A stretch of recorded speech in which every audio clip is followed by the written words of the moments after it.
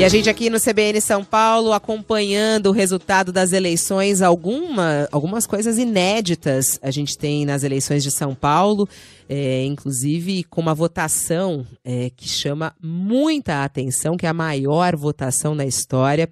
A deputada estadual Janaína Pascoal, que vai assumir o mandato, claro, em 2019, mas já pode ser chamada porque foi eleita com 2 milhões, mais de 2 milhões de votos, foram 2 milhões e 31 mil votos, a Janaína Pascoal, que chama a atenção pela primeira vez que vai exercer o mandato, ela que é advogada, professora e foi candidata pelo PSL. Ela está conosco ao vivo aqui. Olá, deputada Janaína Pascoal, bom dia. Olá, muito obrigada pela honra desse espaço, cumprimento todos os ouvintes. Já acostumou com o título deputada estadual mais votada da história, não? Ainda não. Ainda não. Eu não sou muito apegada a títulos, para ser bem sincera, sabe? Nunca fui. Mas eu estou muito feliz com essa votação. Agradeço muito, muito ao povo de São Paulo, do Brasil inteiro, porque muitas pessoas de outros estados fizeram campanha para mim nas redes sociais e mandavam mensagens para os seus parentes aqui de São Paulo, amigos. Então, realmente, estou muito grata e me sentindo, assim, com uma energia enorme para trabalhar pela população. Vai ficar os 4 anos lá na Assembleia Legislativa? Se Deus permitir, sim, né? Não, Deus permite. Agora a questão é a senhora querer assumir outros mandatos ou até convites. Eu tenho a convicção de que a pessoa eleita para um cargo tem que cumprir esse cargo. É um pensamento que eu tenho desde sempre. Inclusive, acho muito ruim quando alguém é eleito para ser senador e na semana seguinte já vira ministro, deixa um suplente que ninguém conhece, né? Então, eu tenho essa convicção para os outros. Se eu penso assim para os outros, tenho que pensar para mim. Caso Jair Bolsonaro seja eleito e lhe convide para ser ministra, não vai aceitar? Não, ele sabe disso, eu já falei isso para ele, eu acho até que ele nem vai convidar por isso, ele sabe, e ainda mais agora, né, com essa votação tão expressiva, eu tenho o dever de cumprir o mandato, e entendo que esse mandato não me impede de participar do debate da política nacional. Muito pelo contrário, né? Com uma votação dessas, eu me sinto bastante legitimada para participar desse debate. Se eu já participava sem voto, imagine agora. Agora, a senhora nunca... Agora, é uma novidade, né? Nunca foi deputada, é a primeira vez na política, não é mesmo, Janaína? Apesar de sempre acompanhar muito de perto. Qual é o grande desafio com uma votação tão expressiva e agora, claro, representando todos os paulistas de uma certa maneira, né? Porque está lá na Assembleia Legislativa. Qual é o peso dessa responsabilidade? Qual é o cuidado que vai tomar nesse mandato, inclusive para poder dialogar com todas as partes? Bom, eu sou uma pessoa que sempre, assim, defendi e tenho mesmo a pluralidade como um pilar, né? Então, assim, eu tenho essa preocupação de dar oportunidade de fala para todos os grupos, entendeu? De respeitar as divergências. Sempre fui assim, quem tem aula comigo sabe, e isso vai me guiar.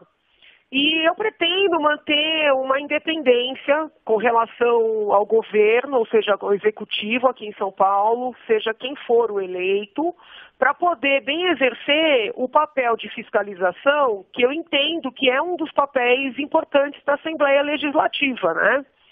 E quero, na medida do possível, trabalhar projetos de lei, sejam projetos apresentados diretamente por mim ou projetos que já estejam em andamento, que tenham a finalidade de melhorar a educação, saúde e segurança pública. Segurança pública é um dos meus temas de interesse, inclusive na universidade, desenvolvi disciplinas nessa seara. Então, eu tenho essas prioridades. A senhora falou de independência, acho que esse é um ponto importante, Janaína Pascoal, em relação até ao posicionamento de Jair Bolsonaro em alguns temas, né? Como a senhora mesmo fala, que tem essa independência, sempre foi uma mulher que mostrou sua postura, sua força. Quando tiver algum ponto de divergência, a senhora vai deixar isso claro? E quais são eles hoje em dia? No que a senhora discorda, por exemplo, de Jair Bolsonaro? Olha, eu tive um contato com ele muito positivo, entendeu? Ele se mostrou um homem democrático naquele contato que nós tivemos no debate em torno da vice-presidência, né? Então, por exemplo, eu tenho não tenho uma visão tão contrária a cotas, por exemplo, e aí ele se dispôs naquele momento a simplesmente restringir ou regulamentar de maneira melhor e não acabar com as cotas. Eu sou contrária à diminuição da idade penal, entendo que pode haver um aumento no prazo de internação. Naquele momento, ele tem uma visão diferente, propôs fazer uma proposta, uma linha intermediária. Então, eu tive uma boa impressão dele, né, naquelas várias conversas que nós mantivemos. Me pareceu uma pessoa bastante democrática, que ouve. Ele tinha feito não sei se vocês vão lembrar, no início da campanha, ele tinha feito uma proposta de colocar 10 ministros no Supremo, né? Uhum. E eu sentei com ele, eu falei, olha, deputado, isso aí não pode, né? E aí numa questão de opinião, uma questão de inconstitucionalidade. E ele falou, então, você está me dizendo que está errado? Eu falei, sim, está errado. Automaticamente ele retirou a proposta. Então eu acho que são sinais muito positivos, né, de alguém que quer liderar uma nação, entendeu? E em relação ao armamento, a senhora é a favor ou contra? Eu acho que é um tema que a gente não pode falar assim a favor ou contra. O que eu te digo é o seguinte, quando houve o referendo, eu votei não ao desarmamento. Então isso não tem nada a ver com o Bolsonaro, é uma posição minha desde sempre. Agora, não entendo que se deva liberar completamente. É necessário que a pessoa faça o curso, que a pessoa passe por testes psicológicos, emocionais. O que não pode seguir é essa vedação absoluta que nós vivenciamos, né? Onde quem está no crime tem arma em qualquer esquina e quem quer se defender não tem, por mais que cumpra os requisitos, não consegue. E não é nem por vedação legislativa, porque a lei não proíbe completamente. É por uma impossibilidade administrativa. Né? Mesmo você comprovando ameaças, mesmo você comprovando, não consegue. Então, eu votei contra o desarmamento absoluto da sociedade civil e mantenho a minha posição. Então, essa é uma seara em que eu tenho aí uma convergência com o pensamento do Jair Bolsonaro, mas também não acho que tenha que passar, por exemplo, uma lei dando arma para pessoa com 18 anos, sabe? Assim, não é uma coisa de não ter critérios, tem que ter critérios. Mas a vedação absoluta de arma para a sociedade civil, entendo que é um equívoco. Bom, a senhora é professora, né, na Faculdade de Direito da USP, é também jurista. Há uma discussão, há muita coisa que se diz por aí do risco da democracia, num eventual mandato de Jair Bolsonaro. Como é que a senhora vê esse risco à democracia? Acha que a gente corre algum risco? Olha, eu acredito que quem vendeu a democracia foi o PT. Entendeu? Seja pelo mensalão, seja pelo petrolão, seja pelo dinheiro que mandou para as ditaduras amigas, dinheiro que já foi para nunca mais voltar, muito embora a imprensa siga falando em calote, né? O dinheiro que foi para Angola, que foi para Guiné, que foi para Venezuela, já foi para não mais voltar.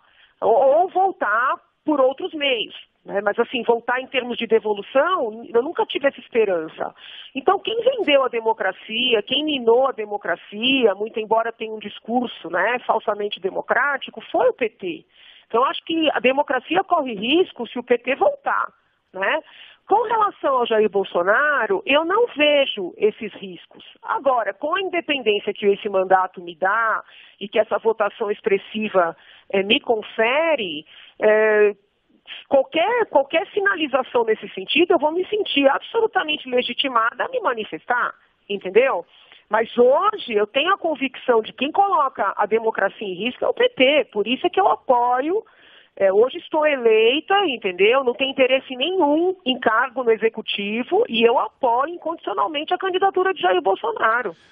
Doutora Janaína, o quanto o fato de ter sido uma das autoras do pedido de impeachment da ex-presidente Dilma Rousseff te ajudou a ser conhecida, te ajudou na campanha para chegar nesse nível de votação que a senhora teve até agora? Eu acredito que tenha sido determinante, porque foram situações tão emocionantes, que eu te confesso que se eu não tivesse sido eleita, ainda assim eu agradeceria a Deus ter participado da campanha, porque eu não tinha dimensão da aprovação que o povo de São Paulo e o povo brasileiro conferiu ao impeachment. Eu recebi muitas cartas, muitos e-mails, muitas mensagens durante o processo, depois do processo, Mas assim, eu chegava na cidade, gente, aqui de São Paulo, teve uma situação que as pessoas me esperaram e eu não tinha combinado nada. Quando souberam que eu estava na cidade, vieram até onde eu estava e colocaram o hino nacional no último volume.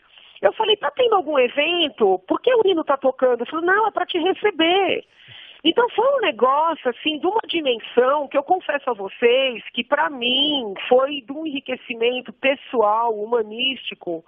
E, assim, a resposta, né, a demonstração que eu precisava de que esse processo foi mesmo da nação, entendeu? E aí se juntou com a nova onda Bolsonaro e aí foi essa força, por isso essa explosão de votos. Eu acho que o impeachment foi assim, essencial. E foi muito interessante que muitas pessoas vinham falar comigo, não eram eleitoras de Bolsonaro e diziam, e efetivamente, ao que tudo indica, votaram, diziam que votariam em mim. Né?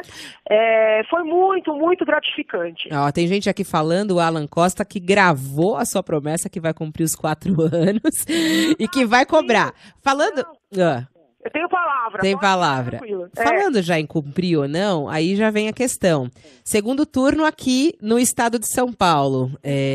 Dória declarou apoio já a Jair Bolsonaro. A senhora, Janaína Pascoal, vai apoiar João Dória ou Márcio França no segundo turno em São Paulo? Então, vamos lá. Eu não sei o que o PL... Até foi interessante que ontem a Cultura me convidou para participar lá da bancada, né? E eles falavam comigo como se eu fosse PSL. Veja, eu me filiei ao PSL, concorri pelo PSL, mas eu não tenho cargo nenhum dentro do PSL, não faço parte da campanha do Bolsonaro no sentido formal, muito embora o apoie, porque entendo que hoje ele é o melhor para o país. Então eu não sei o que é que o PSL vai fazer. Eu sei o que eu, né, como uma cidadã, hoje eleita com 2 milhões de votos, vou fazer. Eu vou ficar neutra. Eu não vou subir nem no palanque de um candidato, nem no palanque do outro. Cumprimento ambos por terem chegado a esta etapa. Desejo sorte a ambos. E quero me manter equidistante, porque entendo que o papel de um deputado estadual é também de fiscalizar o governador. Um deputado com esta votação, mais ainda. Né? Mas na sua declaração agora no começo da entrevista, a senhora deixou bem claro que não concorda com os políticos que são eleitos para o mandato e eles abandonam isso no meio. Isso já mostra que a senhora acha errada a postura de João Dória, por exemplo. Não é algo que me agrade, não vou mentir, entendeu? Mas com isso não estou nem dizendo a favor nem contra, não sei nada que desabone nenhum nem outro. Agora, pelo papel que um deputado estadual tem, e um deputado com esta votação tem, eu entendo que é meu dever para com a população de São Paulo ficar neutra, né?